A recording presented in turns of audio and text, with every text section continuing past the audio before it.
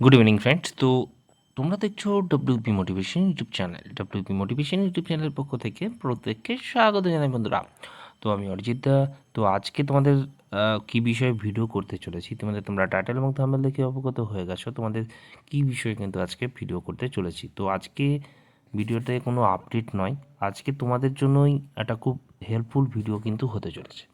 তো আজকের ভিডিওটা প্রত্যেককেই বেশি বেশি করে কিন্তু শেয়ার করবে সমস্ত গ্রুপে, এবং সবাইকে এটাই অনুরোধ করবে যেন প্রত্যেককে মানে এই মেল ক্যাম্পেনের কিন্তু মানে প্রত্যেকে যেন অংশগ্রহণ করে।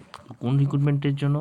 সেটি হচ্ছে recruitment to the post of sub inspector, sub inspector Anam branch, sub inspector um branch and surgeon in Kolkata police 2023। অনেক পুরনো রিক্রুটমেন্ট, অনেক দিন ধরে চলছে। তো তোমরা জানো তোমাদের কিন্তু মেন্স এক্সাম হয়েছে ডিসেম্বর মাসের 30 তারিখে।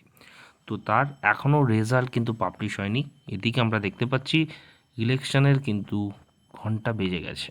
তো ইলেকশনের আগে এই রিক্রুটমেন্টটা কমপ্লিট করানোর কিন্তু একটা কথা আমরা শুনেছিলাম, কিন্তু যা গতি প্রকৃতি আমরা দেখতে পাচ্ছি এখনও পর্যন্ত মেন্সের রেজাল্টই কিন্তু পাবলিশ করলো না। তো মেন যেটা জিনিস এখানে সেটি হচ্ছে রেজাল্ট পাবলিশ এবং দ্রুত ইন্টারভিউর যে প্রক্রিয়া সেটা যেন যাতে শুরু হয়। এই প্রক্রিয়াটা একদম চলছে কচ্ছপের মতো গতিতে, ঠিক আছে? যাতে দ্রুত এই রিক্রুটমেন্টটা হয় এবং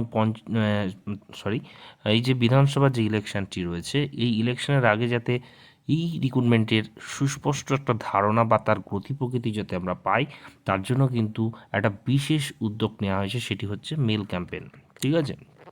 তো প্রত্যেককে বলবো আগামীকাল, ঠিক আছে, সকাল থেকেই কিন্তু আমি ফরম্যাট অলরেডি তোমাদের ডেসক্রিপশন বক্সে দিয়ে দেবো, সেখান থেকে কপি করে প্রত্যেককেই এক একটা আইডি থেকে অন্তত 10টি করে কিন্তু মেল যেন করবে, ঠিক আছে? যাতে এটাই নজরে আসে যাতে রিক্রুটমেন্টটার যাতে দ্রুত রেজাল্ট যাতে পাবলিশ করা হয়, এবং যে বাকি যে প্রসেস সেটাও যেন দ্রুততার সাথে মানে সম্পন্ন করা হয়, ঠিক আছে? কারণ ইলেকশন যদি চলে আসে তো মানে তার প্রক্রিয়াটা ততটাই দেরি হয়ে যাবে, ঠিক আছে? সেক্ষেত্রে অনেকটা সময়, এমনিতেই অনেকটা সময় অতিবাহিত হয়েছে, আরও সময় কিন্তু পিছিয়ে পড়তে হবে।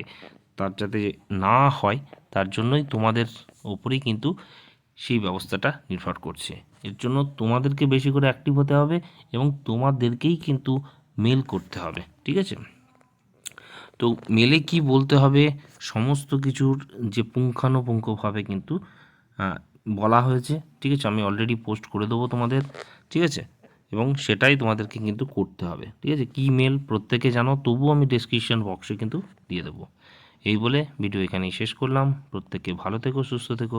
চলো টাটা, গুড নাইট।